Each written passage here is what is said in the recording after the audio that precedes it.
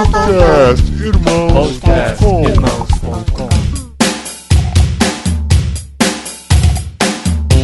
Olá, pessoas! Podcastirmãos.com de número 155 entrando no ar. Eu sou Paulinho e estou aqui com o Marcelo, que achava que a gente ia gravar hoje um podcast sobre rock nacional. Aí, eu sou o Marcelo, tô aqui com o Pavarini, uma grande celebridade gospel, e eu tô falando isso porque eu tenho certeza que ele vai odiar. Onde que eu aperto o mute aqui? Ouvi isso 2 vezes, não vai rolar, cara.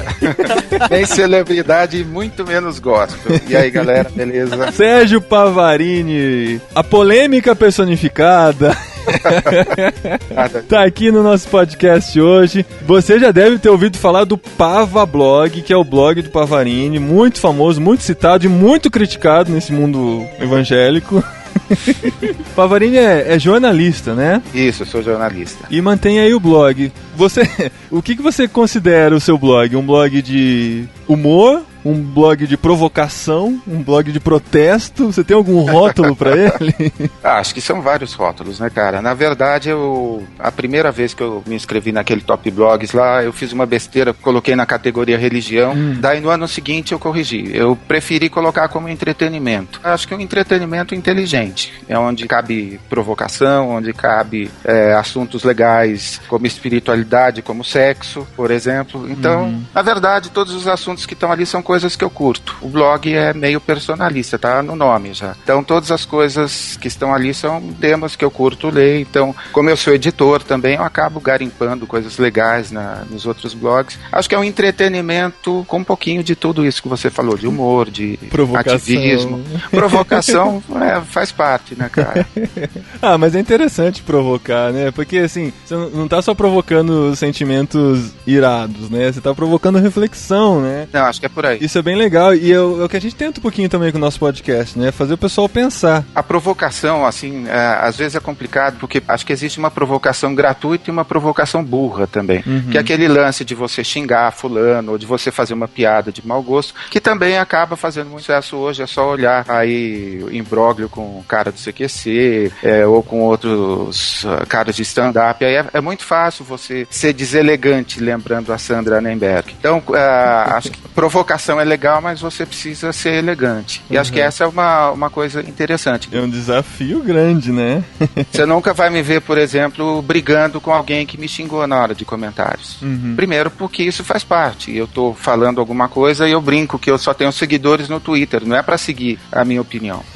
São ideias para as pessoas refletirem. Uma curiosidade, você modera os comentários no blog ou você deixa aberto? Não, modero todos. Modero porque eu até postei essa semana uma coisa super triste, que o cara não desmentiu, só tiraram do blog, mas nem me lembro o nome do blog agora, de uns caras aí que são pagos para fazer comentários nocivos. E se você der uma olhadinha hoje nos grandes portais, isso acontece assim o dia inteiro. O retrato do comentador típico nos blogs e nos sites é uma pessoa doente. Então posta lá que, sei lá, o Corinthians vai jogar alguma coisa, então sempre vai ter alguém que vai entrar, mas o Corinthians, o Lula é corintiano, e o Petralha, e o PT. Então, qualquer que seja o tema que você postar num site, vai ter um cara que vai entrar para falar anti-PT, anti-PSDB, ou pró-gay, ou anti-gay, ou pró-evangélico, ou pró-ateu. Então tem algumas... A coisa tá meio assim... Não é liberdade de expressão. Existem pessoas... Eu conheço blogs aí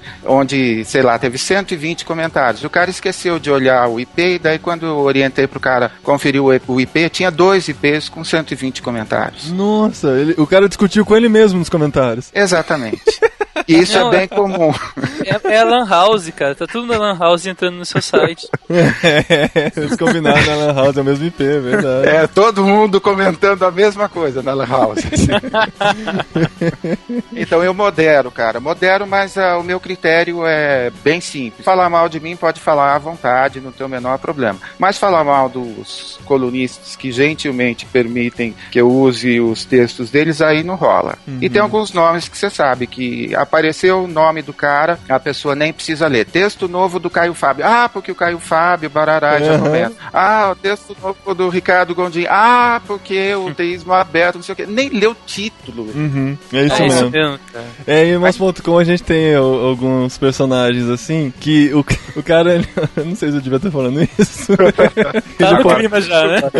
Não, provavelmente ele não tá ouvindo isso, mas ele entra em vários artigos e podcasts pelo tema e dá a opinião dele. E assim, ele não fala se ele ouviu, se ele não ouviu, se ele gostou, se ele não gostou, ele só sai comentando. Não, com certeza ele não ouviu. Mas ele tem a opinião dele, não importa o que foi falado lá. Essa é a minha opinião boa. Pô, isso é muito comum, cara. Isso é muito comum, então eu modero só por isso. Acho que 99% dos comentários são liberados. As pessoas que querem mexer o saco diretamente em alguma coisa, daí vão no Form Spring, enfim. Eu procuro dar um monte de e-mails pra pessoa. Às vezes a pessoa me xingava. Se faz bem pra ela, cara, se é mais barato fazer terapia, por exemplo. Então deixa o cara xingar aí, se ficou feliz depois. A única coisa que você não vai me ver é respondendo alguma coisa. Mas alguma crítica já te abateu? Você tem. Ficar assim, poxa, cara. Será que o que eu tô fazendo é assim, devia ser assim mesmo? Será que eu não tô no caminho errado?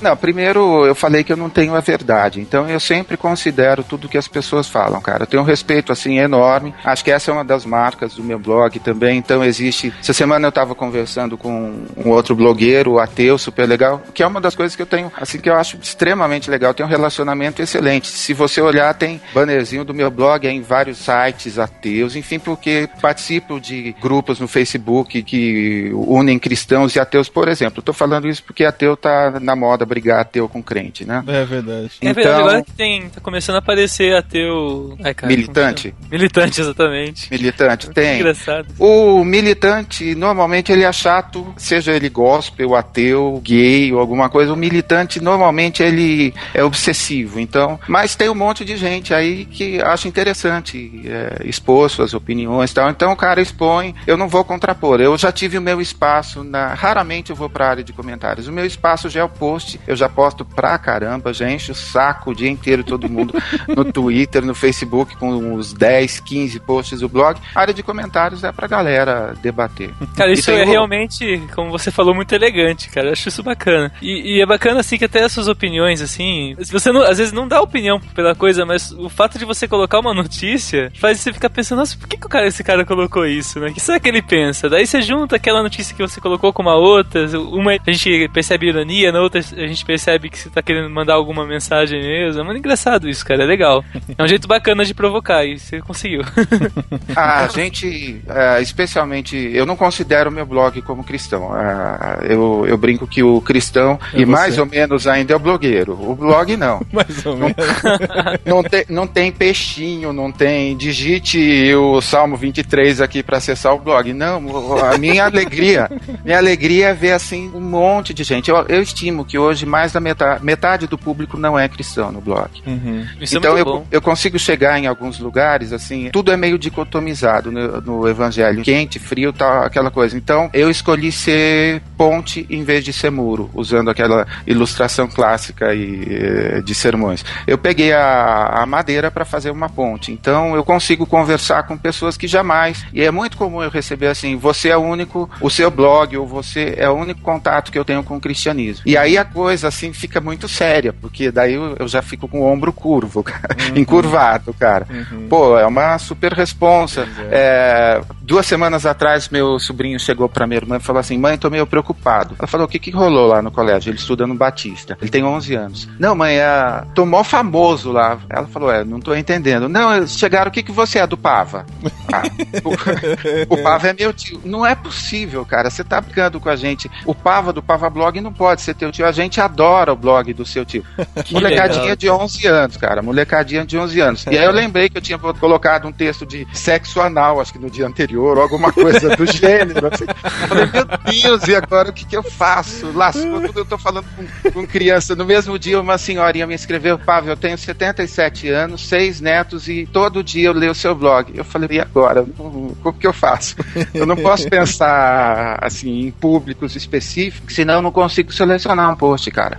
Hoje vai entrar um Fabrício Capinejá, vai entrar um molequinho de 10 anos que toca na igreja, que quer ter uma banda de punk rock, então eu acabo, vamos dizer, varrendo lendo um monte de coisa ao mesmo tempo, que eu acho que é mais ou menos por aí, né? Tem tanta coisa na internet, você precisa apresentar um conteúdo legal, mesmo que seja humor ou uma charge, alguma coisa. Uhum. O pessoal geralmente quer começar um blog, um site, é difícil de ser muito original, né? Acaba sendo mais do mesmo, né? Quando aparece algo original e que faz uma reflexão diferente das situações, acaba chamando mais atenção mesmo, né? Cara, eu conheci seu blog através do e-mail, cara. Começou a aparecer um Pavazine aqui no meu e-mail. Newsletter. No começo eu apagava. Começou a insistir. Um spammer. Não, pensa assim, ó. Foi algum amigo seu que te inscreveu, né? Ou inimigo, cara. É provável que seja um inimigo. Eu pensei que era até o Paulinho que tinha feito isso, cara. Tinha dado o pessoal do podcast, mandado pra gente, sei lá o que. E aí foi legal. O seu newsletter é muito bacana também, cara. Que daí, assim, eu não tinha costume muito de entrar no blog, só que aparecia no newsletter. E seu e-mail, isso é um elogio. É um daqueles que eu não apago, mas deixo na caixa de entrada, que quando tiver um tempinho eu vou dar uma olhada, sabe? Legal. Bastante gente escreve isso, cara. Fica legal. Mesmo aqui, uns não lidos, cara. E é legal, assim, que são coisas curtas, tem notícias, os posts bacanas, assim, dou uma olhada sempre. Bem bacana. Tudo isso é um processo, cara. O blog é um prolongamento, foi um prolongamento dessa newsletter. Ah, começou primeiro a newsletter? Exatamente. A newsletter, eu fui editor eu trabalhei bastante tempo na Editora Vida, né? Fui gerente de marketing por um bom tempo e era fissurado no lance de internet, então, tipo, época da bolha, todo mundo parando de investir na internet, foi a hora que eu pisei no acelerador lá e criei o VidaNet, que era a newsletter, e circulou, cara, até a semana que eu saí de lá, acho que 4, 5, então foram 600, 600 edições, assim, uma cacetada. E quando eu saí, eu falei, vou continuar fazendo uma newsletter, aí falei, então, o blog, era blog do VidaNet, o primeiro nome do meu blog. Aí meu diretor falou, não, quando a editora for vendida, isso daí tudo é seu, você troca os nomes, e-mail, enfim, tudo. Aí eu comecei do zero a newsletter, mas o blog eu peguei o que já tinha. E mudei pra Pavablog. Por isso que já tem 6 anos, sei lá, 5 anos, eu acho. Alguma coisa assim. Por aí. Tempo pra caramba e sei lá, não tenho nem ideia de quantos posts, cara.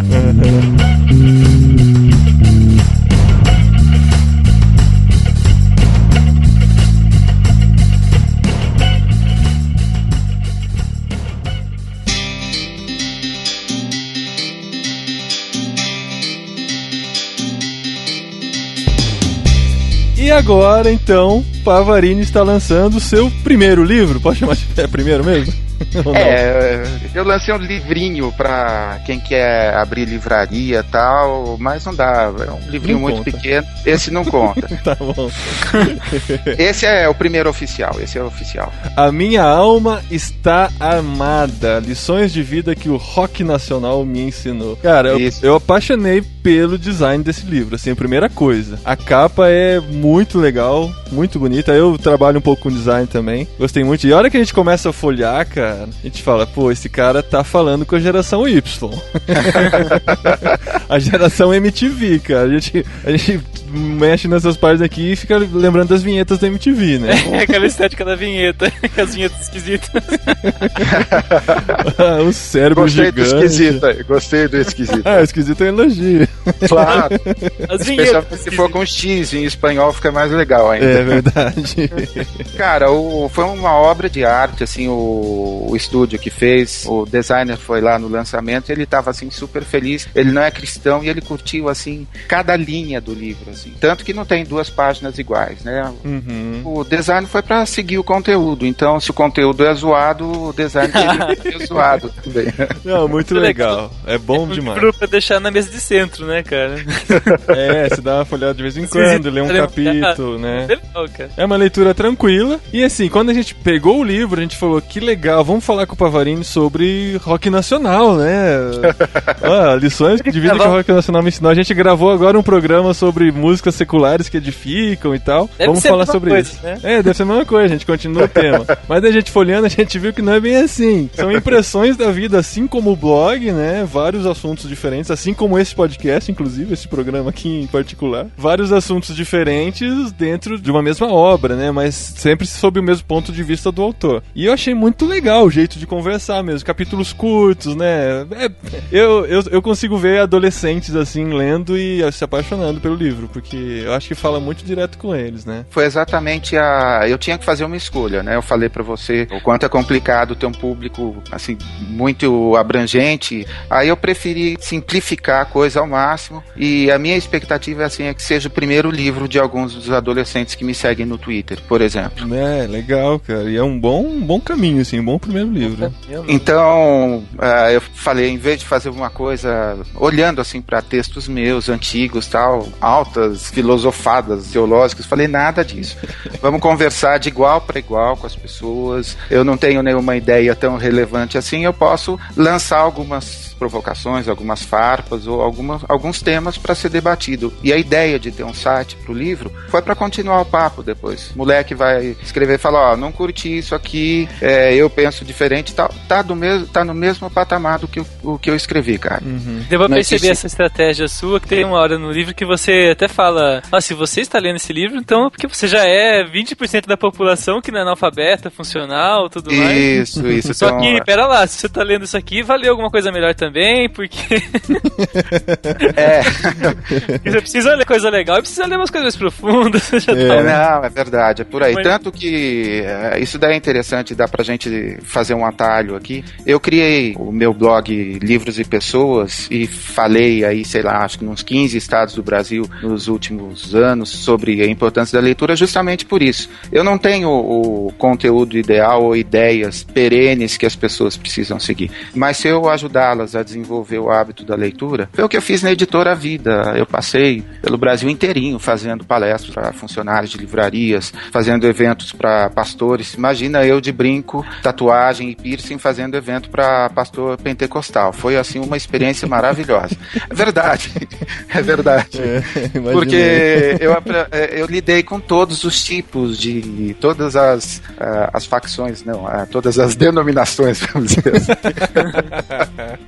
Então trabalhar numa editora grande que atingia todos os tipos de públicos, assim, me ensinou a respeitar. Então, tanto que meu chefe era pastor da Assembleia de Deus e era meu super amigo, e é meu amigo. Então, quem olha assim a zoeira toda do Pavablog, no livro, alguma coisa, de repente, acho que tem uma lição assim que perpassa no livro todo, que é essa coisa da tolerância, que é essa coisa de você respeitar as diferenças, que é uma das coisas que a igreja infelizmente perdeu nos últimos 20 anos. Eu gostei muito da introdução assim do seu livro, que você fala sobre a necessidade de pensarmos por nós mesmos, né? A gente acaba pensando muito com a mente dos outros, né? Você fala aqui do seu articulista favorito, né? Você acaba tendo a opinião dele. A gente tem tanta informação disponível que a gente não se dá nem ao luxo de pensar, né? A gente só engole, nem tritura essa informação. Eu não coloquei isso porque não era ideia deixar a coisa meio erudita, mas o Schopenhauer fala bastante disso, de você, por preguiça, você vai emprestando as ideias alheias, e isso é de uma pobreza, é uma pobreza ilustrada, vamos dizer assim. Então, e isso acontece tanto dentro quanto fora da igreja. E acho que é interessante colocar isso. Pelo menos metade do conteúdo do livro não está necessariamente falando de cristianismo, porque eu também, a gente teve essa preocupação de pensar no público que não é cristão e que vai ler também. E se eu ficasse o tempo todo falando da igreja, que o louvor, que o varão, que o vaso, que o não sei o que, ninguém ia entender esse dialeto ridículo nosso, né?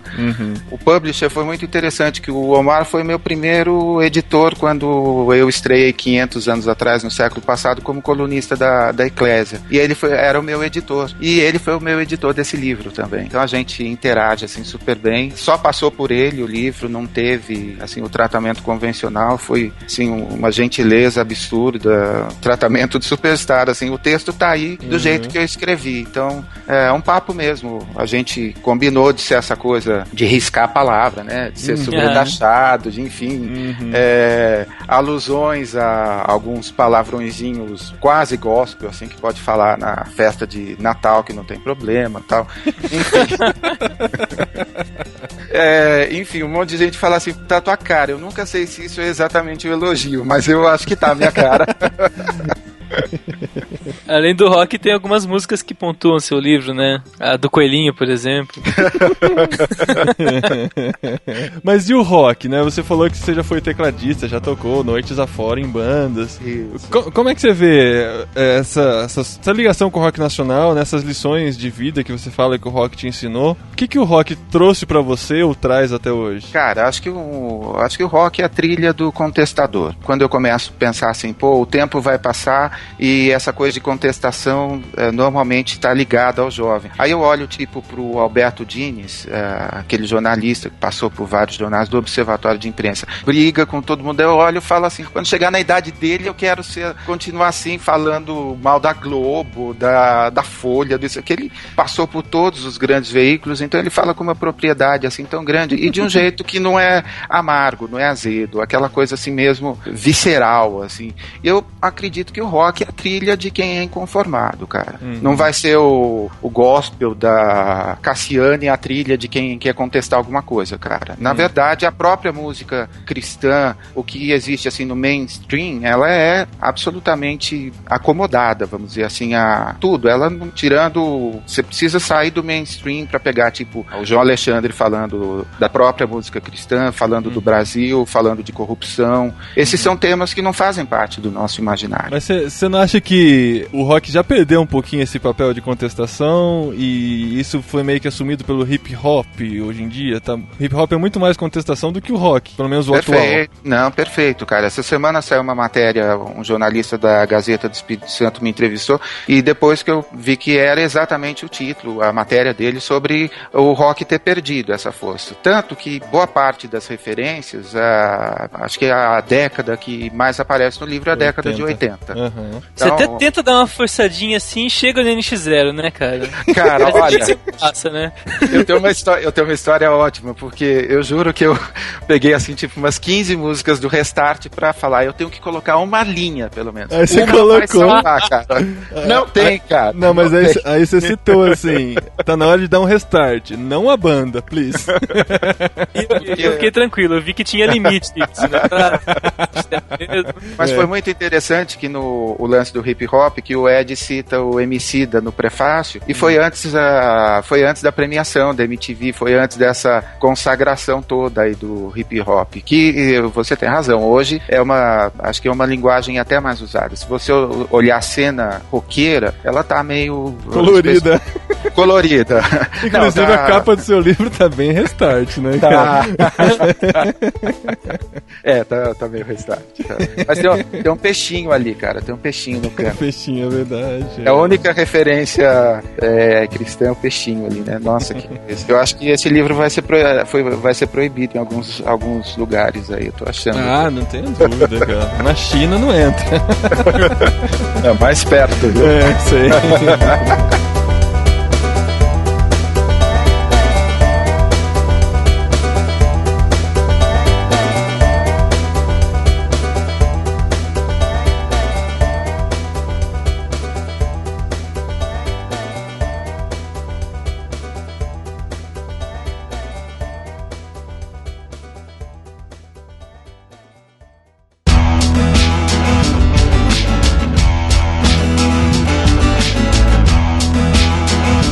Você fala que não tem muita referência à igreja, mas até no livro tá escrito isso, né, cara? Você no fim acaba pensando muito nisso, e até quando você tava lavando louça, você pensou nisso, né? Na igreja.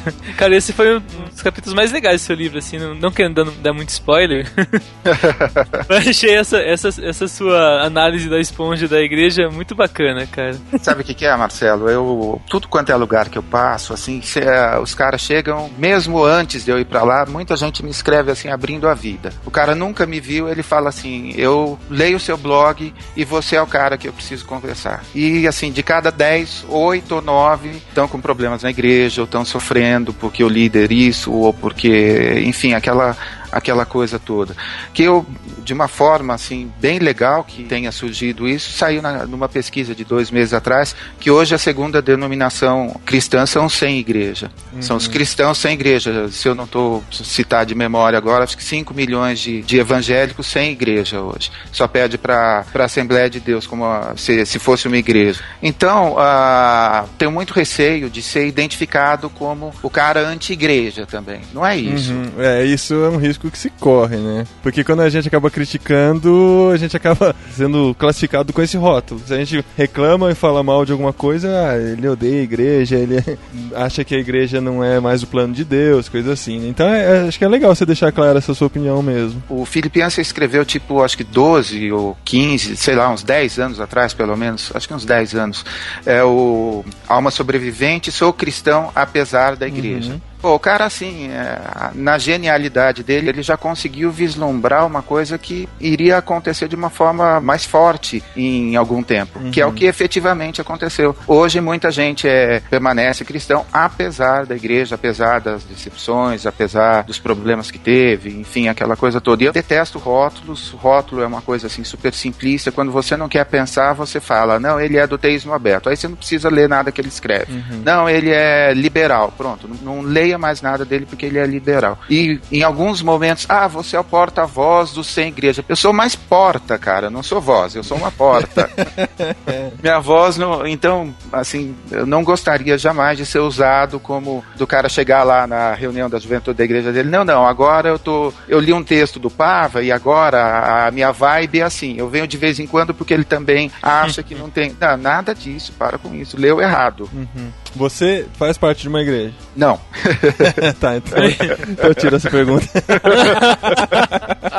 Não, é legal falar. Eu frequento a IBAB, eu brinco que eu encontro o Ed mais fora do que na igreja, mas minha família tá lá, enfim. Eu tenho, esse ano até que eu fui bastante, ano passado eu viajei mais, mas desde que eu nasci até talvez 4 ou 5 anos atrás, eu sempre fui líder na igreja, da área de música, ministro de música, a história de ser tecladista, eu sou regente de coral, eu gravei 2 musicais, ensinei 15 musicais aqui em São Paulo. Legal, em teatros, tipo Teatro Hilton, Procópio Ferreira, são uns trabalhos muito legais, cara. As pessoas eram pagas pra ouvir falar de Deus de uma forma subliminar através da arte, assim. É muita surpresa, cara. O negócio do coral foi o que mais me assustou.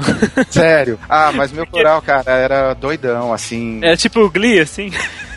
Por aí, cara. É mais 7 a 70 anos, usando muita coisa de dança, coreógrafo profissional, cenógrafos. Eu fiz um musical no Procópio Ferreira, foi Uma Noite no Brooklyn Tabernacle, que a gente construiu as torres do World Trade Center com 6 metros de altura, caía numa das cenas, a ponte do Brooklyn com 5 metros de altura. Cara, umas coisas assim malucas, assim, uma grana lascada que a gente investia porque acreditava que tinha uma lacuna, e essa lacuna continua. A arte cristã, muito embora vá rolar agora especial na Globo, agora daqui a alguns dias, tal, o que tá lá não é a arte, ou é uma arte menor, que não tá à altura, por exemplo, do que a gente já fez na época que, por exemplo, Bach era contratado para compor uma cantata para a missa do próximo domingo. Então a arte estava dentro das igrejas e a gente perdeu isso hoje. Na verdade, a arte partia de dentro da igreja em muitos lugares, né? Nascia na igreja, agora a gente não consegue nem importar direito, né?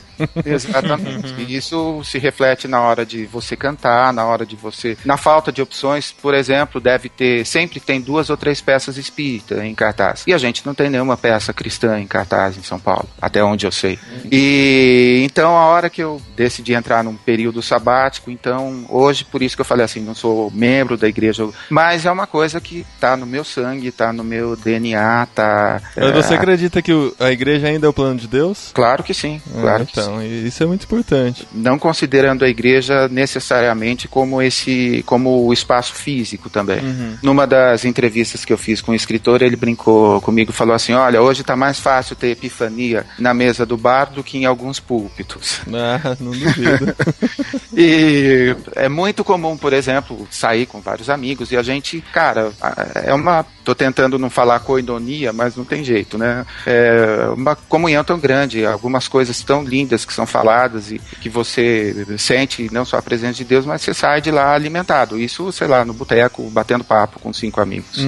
Especialmente a igreja, não vamos nem usar o rótulo orgânica lá do Frank Viola, mas a igreja verdadeira neotestamentária é aquela onde existe troca, onde está todo mundo sentado. Esse modelo púlpito, 40 minutos de mensagem, meia hora de louvor em pé, olha pro irmão do seu lado, bate palma, não sei o que, cara, isso assim, é bastante cansativo isso.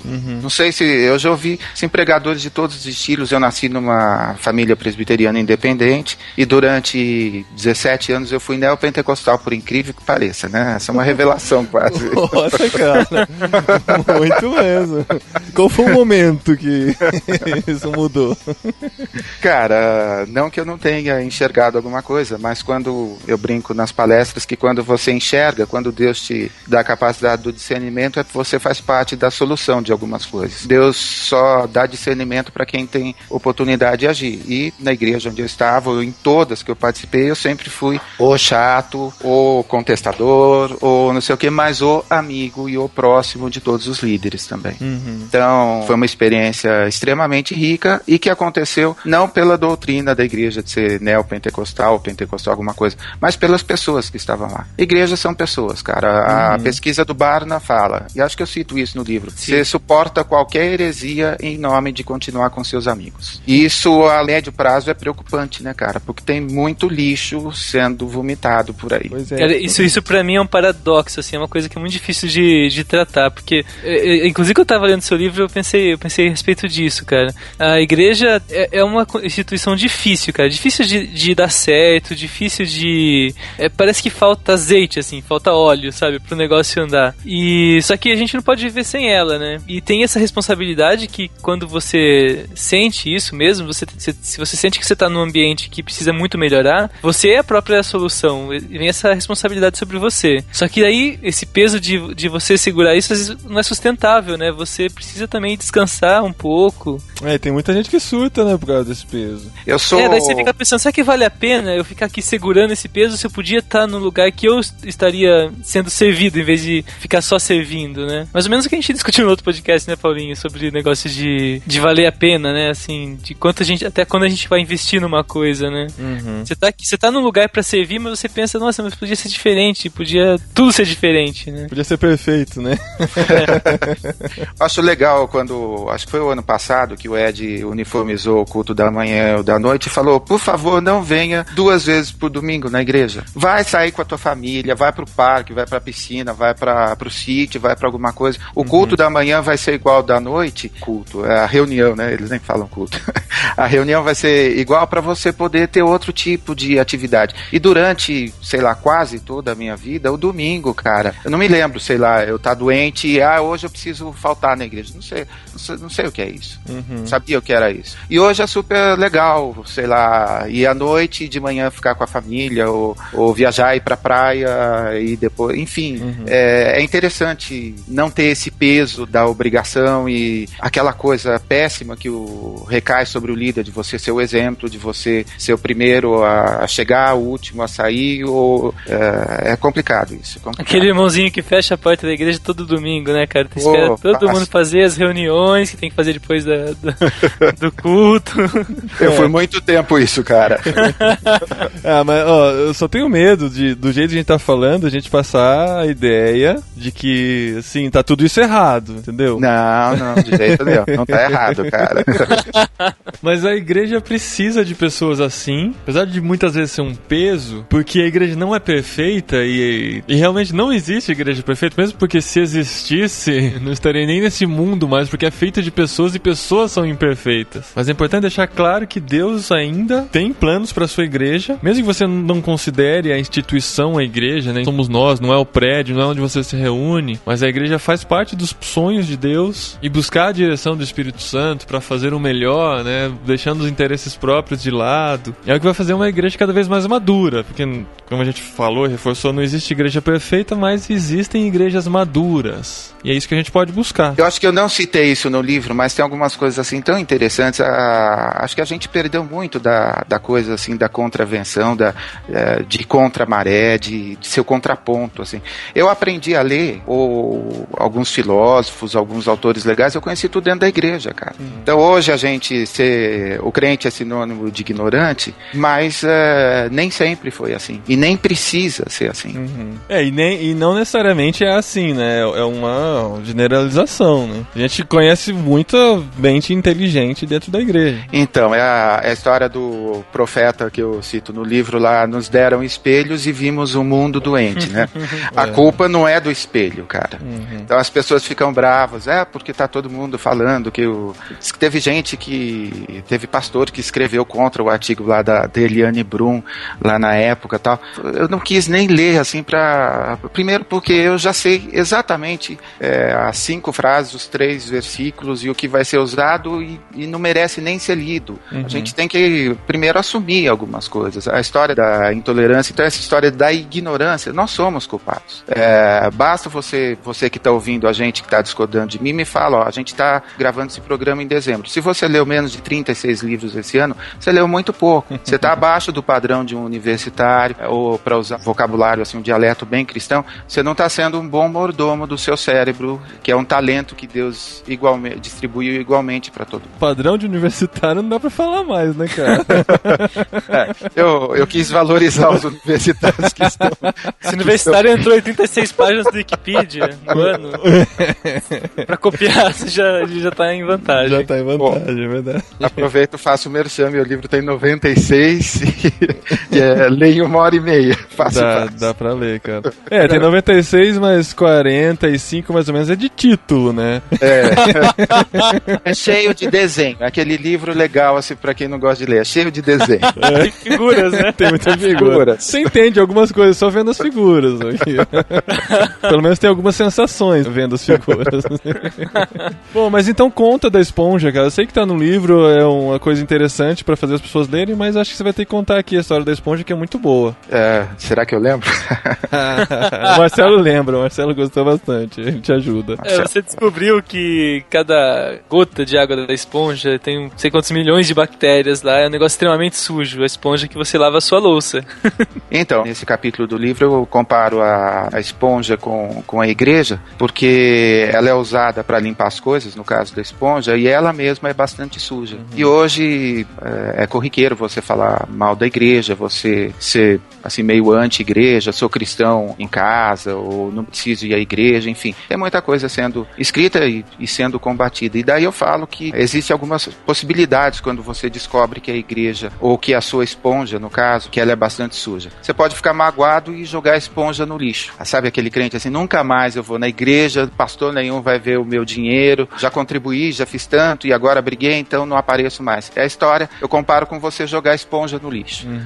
Fica magoado e joga a esponja no lixo. Outra possibilidade é você continuar na cozinha, mas você se tornar amargo. E tem muita gente amarga, inclusive pastores, inclusive líderes. Esses dias eu estava vendo um papo assim, aberto no Facebook, fiquei tão triste assim de ver o cara falando assim, não, eu graças a Deus não apareço, desde que eu saí da igreja X eu não apareço lá, um pastor. Aí o outro falou, eu também, mas você sabe que eu sinto falta? Você sabe que sem estar naquele lugar, então você continuar na cozinha, mas você ser cético e amargo, assim, é um caminho muito doloroso, que contamina as pessoas que estão do lado, infelizmente. Pois é. Outra possibilidade eu citei como voltar à origem, substituir a esponja por um pedaço de pano. Então a gente tem um monte de tradicionalistas aí que acham que não pode nem ter o louvor, que é o órgão de tubo, e que é o hino, e que é a escritura de um jeito semi-fundamentalista, enfim, aquela coisa toda. Como se o pano fosse ser mais limpo, né?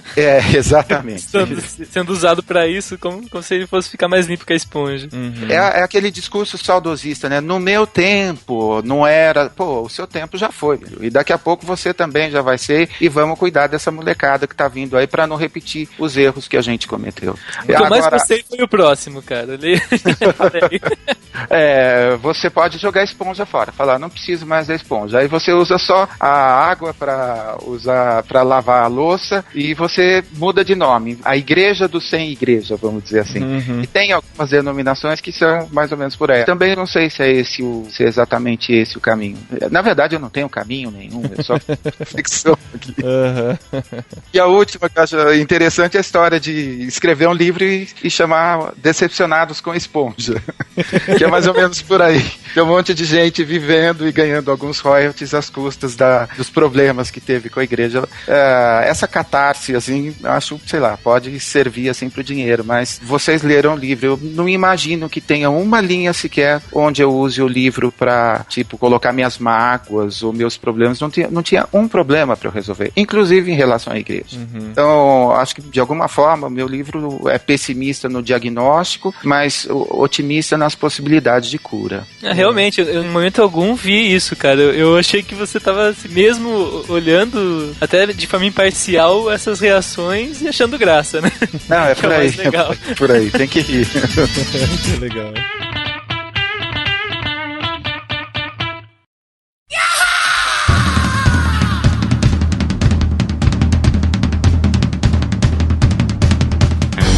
Ó, a gente tá aqui com o seu livro, então, Minha Alma Está Amada, que é uma dica de leitura que a gente deixa aqui nesse podcast. Eu queria saber de você, se pro seu público cristão e público de Irmãos.com também que tá ouvindo, você que já esteve lá dentro, como é que você vê o mercado literário cristão de hoje? Que tipo de leitura você sugere? Além da Bíblia, espero, né? O que você acha que um cristão deve ler hoje em dia? Pô, cara, você nem me perguntou se eu já li a Bíblia inteira. No meu Form Spring, acho que eu já respondi tipo umas 120 vezes, cara, é sério. E já leu ou não? Várias vezes. Que bom, que bom. Em várias versões. Pô, eu publicava a Bíblia, né, cara? Tá. Eu que lancei a NVI no Brasil. Que legal. Eu que fiz o evento de lançamento da NVI. Eu que fiz a dedicatória pro Dr. Shed, cara, que foi o cara que sugeriu trazer a NVI pro Brasil. Fui eu que fiz a dedicatória, entreguei lá pra ele, cara. Já fui mais crente, cara, sério. Olha, eu não sei nem se é livro, cara. Eu acho que você precisa balancear a sua alimentação. A história do blog, a gênese do Pavablog foi eu não me satisfazia com o que eu encontrava nas revistas cristãs. A nossa mídia cristã é assim absolutamente incipiente, com C e talvez até com S, em boa parte dos casos. Então a gente tem poucas opções de leitura. Quando o produto é ruim, ele não exerce influência. E eu acredito que é possível você ter um produto, seja ele um blog, um livro, alguma coisa, sendo cristão e com qualidade. Então a gente tem, por exemplo, o Jornal da Universal, que é 4 vezes a tiragem da Folha e que tem 0 de reputação, porque é só um house organ da igreja. Então, você que está ouvindo a gente, não sei se você é blogueiro, não sei se você tem um podcast, não sei, mas, cara, assim, gostaria de convidar quem está ouvindo a gente a se alistar nessa batalha de voltar a tornar a palavra cristão um adjetivo e não um sinônimo de uma coisa pejorativa. A gente citou algumas vezes, depois eu vou cobrar do Ed o merchan, mas um dia perguntaram para ele assim, como eu faço para evangelizar na minha empresa? E a resposta dele foi fantástica. Ele falou, seja o melhor funcionário da sua empresa. Não precise comprar o pacotinho de folheto e colocar na mesa todo mundo, e pelo amor de Deus, não mande um PowerPoint de 5 megas com florzinha cantando sobre Jesus, achando que está evangelizando. Seja o melhor naquilo que você faz. A gente está assim carente de referências. Eu vejo assim a galera, quem que é o grande cantor que o cara fala, eu quero ser aquele cantor X cristão, tá meio ruim, eu quero ser aquele compositor, eu quero ser aquele escritor, eu quero ser, quem que são os grandes jornalistas cristãos, a gente está vivendo uma fase em que a gente se multiplicou, o número de evangélicos cresceu assim de uma forma sobrenatural, mas tudo o que a gente faz, ou a maioria do que a gente faz é muito ruim, não passaria assim no controle de qualidade de qualquer lugar. Então, usando de novo um dialeto cristão, esse é o meu chamado. Um dia, quando teve um culto de ação de graças pela minha formatura como jornalista, eu levantei o canudo e falei, Deus, onde eu fizer alguma coisa, eu preciso que as pessoas falem, pô, isso aqui é super bom e o cara é cristão. Então, N vezes eu já ouvi isso assim, não é possível que você faça isso e que você seja cristão. O jornalista mesmo que me entrevistou essa semana, cara, você tem certeza? Você é cristão? Não é possível. Você é inteligente, suas ideias são super articuladas, seu livro é o máximo. Você é cristão mesmo? Pô, que imagem o mundo tem da gente, né? Pô, então, acho que fica... A gente tem culpa nisso. E você falou de livros, cara, sob a minha gestão foram publicados 1000 títulos. Então, antes de criticar a igreja, eu me acho culpado do alimento que foi servido para a igreja nos 10 anos que eu passei na Editora Vida.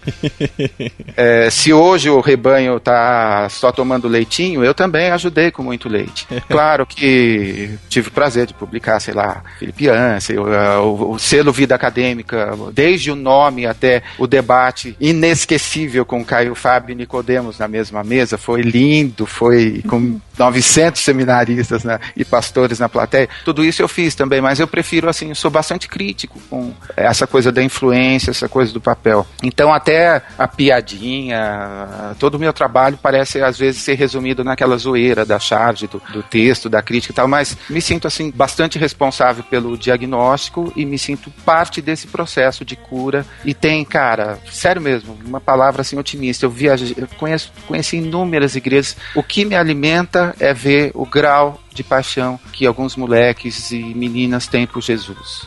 Sabe? Gente assim que tá lendo, gente que se dedica, gente que o pastor não precisa falar, me respeita, porque não funciona mais esse tipo de discurso.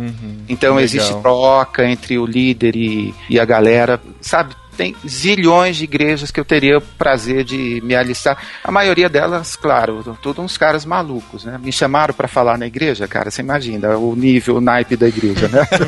Já começa por aí, né? Não, teve uma que foi muito legal, não vou falar qual foi, mas uma mega igreja enorme, 3 câmeras, assim, enquanto eu não falava, aparecia a palestra. Cara, assim, uma coisa linda. Eu fui apresentado assim, o cara me chamou antes e falou, ó, não esquenta não, eu conheço você. Bom, trouxe um cara aqui, eu não vou falar se ele é crente ou não, porque todo mundo pergunta isso demais, isso pra ele no Form Spring dele, mas, cara, eu fui apresentado assim, estavam todos os pastores, acho que 6 pastores da igreja lá me ouvindo, o pastor presidente lá de não sei quantos anos, lá todo mundo me ouvindo, daí o cara chegou, leia o seu blog todo dia, entra no seu Form Spring, cara, eu não sabia onde colocava a minha cara, de tanta vergonha. o cara me conhece, né, e agora? Mas isso é muito interessante, porque eu cresci num ambiente onde você precisava ter a sua persona cristã. Onde o líder precisava dessa persona cristã. E hoje a gente pode ter o privilégio de saber que Deus continua usando as coisas loucas desse mundo e você não precisa arrancar o seu piercing para você ser aceito ou alguma coisa. Então existe um outro grau de consciência. Muito embora tenha um monte de gente que ainda fica discutindo isso, se pode, pode. Pô, tem igrejas grandes que é pecado ouvir música do mundo. Não sei como seria música fora do mundo. Alguma alma penada cantando, baixando, aí, enfim. Mas é legal a gente ver uma geração legal, ponta firme, que tá aí surgindo, baseado na palavra de Deus, mas com uma cabeça muito mais aberta pra entender esse mundo e falar com esse mundo, né? E você faz parte dessa geração, cara. Queria te dar os parabéns mesmo, sim. Acho muito legal o seu jeito de falar com essa geração. Às vezes até pra mim, né? Eu tenho 32 anos, até pra mim, às vezes espanta um pouquinho, mas eu falo, não, ele tá falando com a geração, é isso que importa. Não é mais a minha, né, cara? Eu tenho que admitir isso. Ó, e pra terminar, cara, eu queria assim, dar os parabéns pra Thomas Nelson Brasil, que conseguiu lançar o seu livro com 4 anos de antecedência, porque você coloca aqui no final Feliz 2016, eles conseguiram lançar no final de 2011. Olha só que... É bom você deixar essa chamada aí para as pessoas descobrirem, lendo, por que eu desejo Feliz 2016. Então, beleza. Pavarini, brigadão, cara, pela sua participação. Faz tempo que a gente quer gravar esse programa. Não sei se você lembra, cara. A gente se conheceu no Usina 21, 2 anos atrás. Eu fui lá na sua oficina, falei, a gente precisa gravar um podcast. Ó, 2 anos depois saiu. Pô, cara, foi mais rápido que os 5 anos aí do 2016, né? Valeu, cara. Brigadão mesmo, viu? Ó, e como é que faz pra adquirir o livro? www.licõesdorock.com. Tem todas as livrarias eletrônicas do lado, banner de Cultura, Saraiva, Submarino e tal. Com um clique você compra o livro lá. Dá uns 4, 5 que você vai achar preços preços especiais, né? Dá uma comparada entre elas. Isso, sugiro comparar que tem algumas que ainda estão com promoção de lançamento, aquela coisa toda. Legal, então, liçõesdorock.com, adquire aí A Minha Alma Está Amada de Sérgio Pavarini. Valeu, cara. Isso aí, cara, obrigadão. Ó, de newsletter foi pro blog, agora tá com livro. A gente espera aí o convite pra participar do Pava Pod, hein? O PavaCast. Ó, e se você não gostou, www.pavablog.com, xinga muito lá, tá bom? É isso aí.